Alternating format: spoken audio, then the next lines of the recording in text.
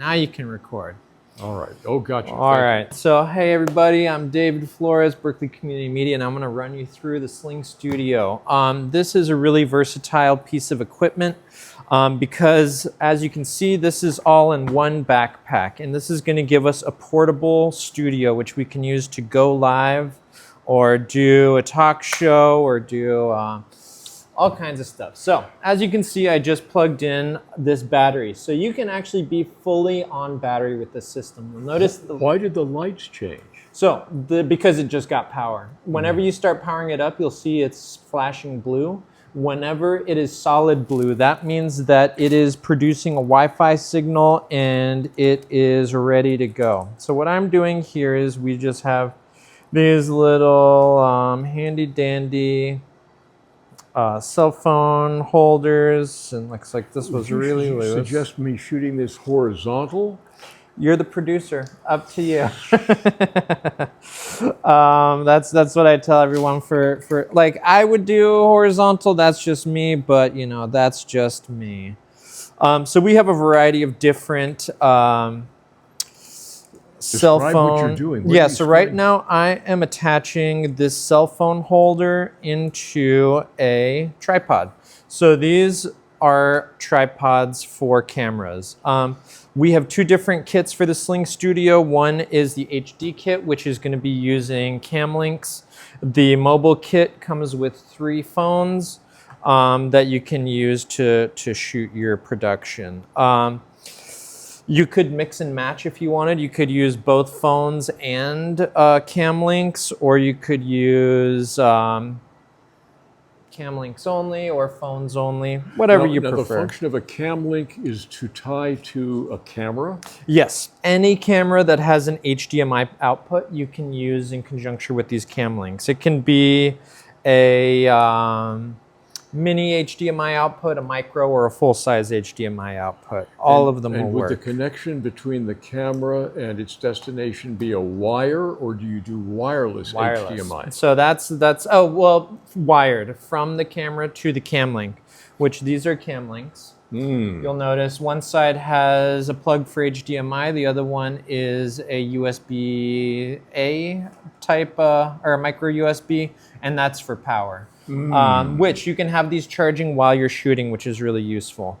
So you'll notice now we have a blue line on there, and what I can do is I'm going to take my cell phone. We have a blue line because the phone connected to it? No, so this just warmed up. I see. It got power, and it was powering up, and now it is powered, and there's a Wi-Fi signal in here. Now on the phone, we go to our Wi-Fi. We should see Sling Studio Kit 2 or Kit 1. And sometimes it takes it just a sec to pull up. I've noticed on my phone that the brightness of that screen does not seem... Oh, now it captures it. Yeah. Okay. Here, let's see. Show me more networks. So the mechanism carrying the information is all going to be in a 2.4 gigahertz Wi-Fi area, and you can pick a variety of channels with Wi-Fi. Is there a mechanism in this that lets you scan around to find a not very much used one? Not yet. Okay. No, not yet. So once we've connected to the Wi-Fi, we're going to go to our Capture app, and that will just pull up the phone's camera. So let me just place this somewhere interesting, like over here. Then we're going to do the same with this camera right here.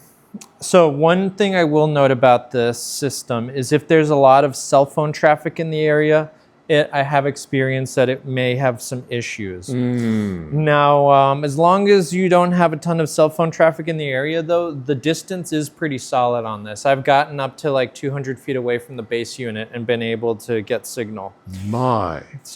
So the 2.4 gigahertz symbol, they're rivals. There are Bluetooth devices. Those don't go very far. Yeah. All right, so we have a camera here, a camera there.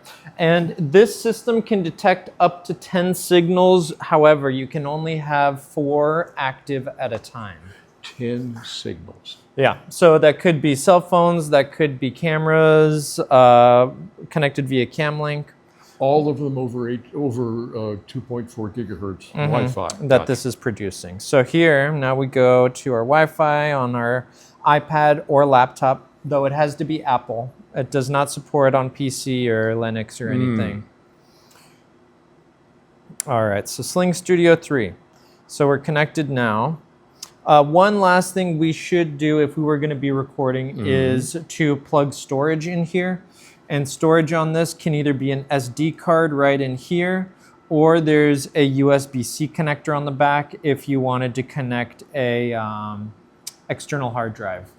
It has to be a fast enough write speed, though, to work correctly. So our choice of SD card might be made by speed of capture? Yes. All right, so then boom, we pull this up. I'm just going to close this out and check it. Now we see our two different, okay, come on.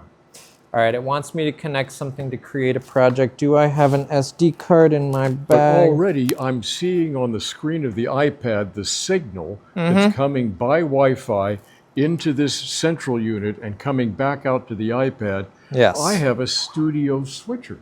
Yep, studio switcher, and it's all on battery power. For a regular shoot, as long as everything is powered up 100%, you should get at least an hour out of this, more so closer to 90 minutes. Just straight battery power. If you have a good enough Wi-Fi signal, you can go live to YouTube or Facebook or to our station or anywhere that takes an RTMP signal. Explain RTM for a second. RTMP, Real-Time Multimedia Protocol, is what that stands for. And that is the general signal transfer, or the type of signal that it needs to be able to go live streamed to the internet. So if I had a mixer, some of them will have a place to plug in an Ethernet cable or get onto the network? Yes, which honestly I was going to say, you could do this off Wi-Fi, but honestly Ethernet connection is much better, which for that we have a USB connector and it goes to a dongle for an Ethernet. Also USB in case you wanted to connect a hard drive that wasn't USB-C. And then with that, you just want to have a fast enough signal and you will be able to go live.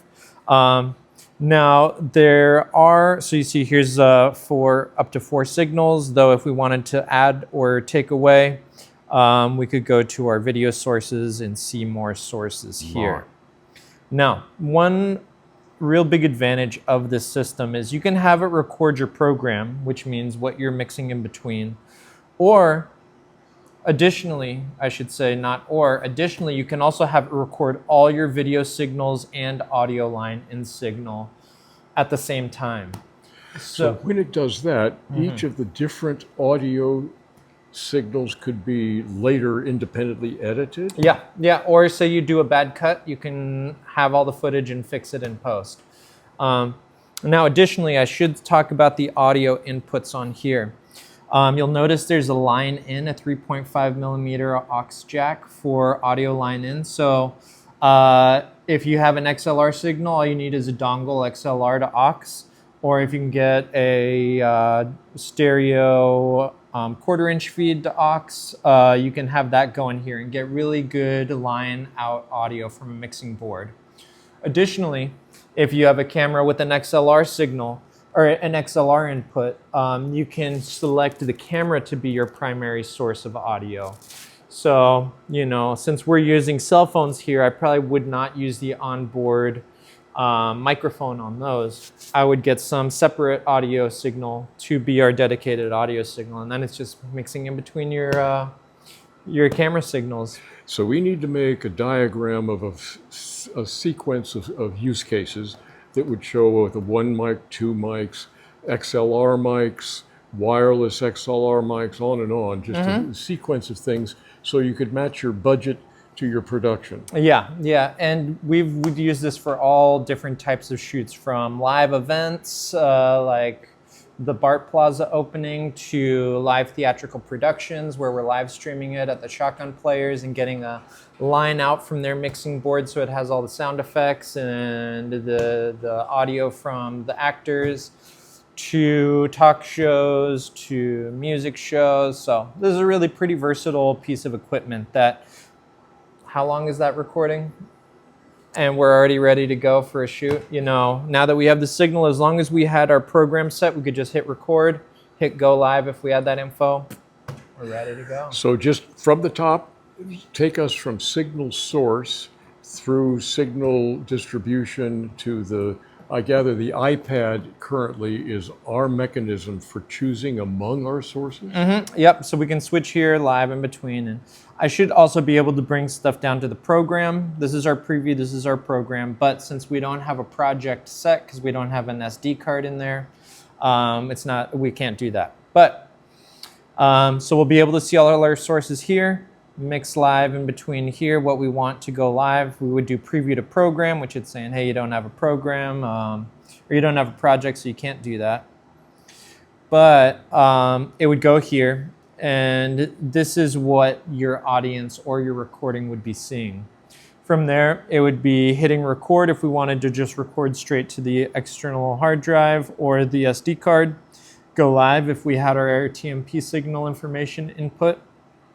And if we're streaming this, the mechanism, what ties, we would have a USB-C going into the side of a Macintosh that's running OBS software? Nope. This is the OBS software here. So we would just go USB-C into here, Ethernet cable into here, and we would get internet signal to the Sling. And then the project settings is where we're inputting the final destination of the program that we're submitting. So for instance, if we were going live to YouTube, I would typically create the live stream beforehand, which you can easily create it to schedule for a later time. That'll give you the RTMP information. You input that into the project settings, and then whenever you're ready to go live, you hit go live here. You would need another computer that's connected to that YouTube account to also say go live. But if you have someone who's waiting for your signal, whenever they see it, they can just go live there. And then you can pick it up wherever you want. We can pick it up here on our streaming computer and stream it directly to the cable television. You could share it to Facebook, you could share it to Vimeo, you could share it all kinds of places. So here, the rack you're describing is the Berkeley Community Media command center for signals coming from anywhere and going out onto the persistent Berkeley channel. Berkeley channel is Comcast channels 28 and 33 and AT&T 99. And you can find us on streaming services with the Cablecast Screenweave app. You can also watch us 24/7 on our website, bcmtv.org. And if someone's interested in local politics, that is to say the Berkeley City Council meetings and other events that you cover, is there a repository of this? Is there a is there a website or something that gives access to past video recordings? Yes, so that is run by the city, and they have all their previous meetings on an archive, but we also have them on our servers too if anyone needs. But yes, we do city council meetings, rent stabilization, zoning adjustment board meetings, and those are all going to be on channels 33. Now let me take you in a slightly different direction. One of the most powerful components of a Berkeley City Council meeting is the subtitling or showing the text of what people are saying. How do you accomplish that? So currently that is done by a live transcriber. So they have someone who is attending those meetings virtually, that since we're in a hybrid setup with our current city council meetings and zoning adjustment and rent stabilization, they are assigned as the captioner, and then they're listening live and typing it all in, and their signal comes up there. Before that, it was this unit right here, which was a pass-through for the video signal. It would come through there, the captioner could link in and type away for whatever it was that needed to be said. Where did I have this connected? But yeah, now it's all done through Zoom, and since it's a hybrid setup, that's how we're working. But if we ever did go back, we have that piece of equipment still and could just have that be the way that we get captions.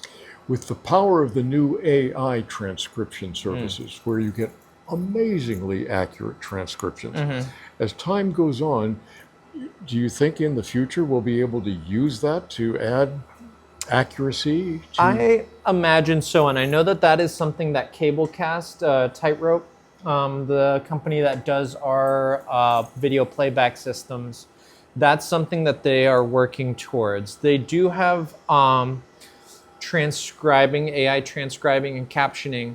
However, it can only do it after the fact. It's not real time quite yet. Though I know Zoom does have a feature that does real time captioning, but it's not quite so accurate.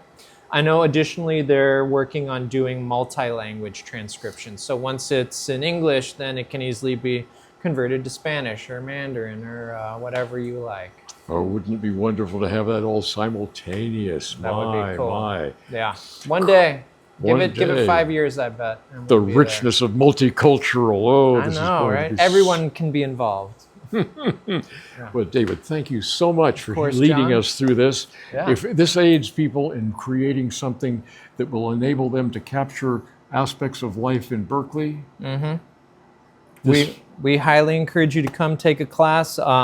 We periodically have these classes as well as basic field production for if you don't even know how to use a tripod or a camera, we'll run you through tripods, cameras, audio, lights, everything you need to make a professional looking final product. And you know, all those pieces together, you can make your own TV show, your own narrative film, your own music video, your own let your mind go wild. And we also do editing classes too if you want to spruce up the final product. let your mind go wild at Berkeley Community Media. That's right. Thanks so much, David. Of course. Thank you for coming in, John.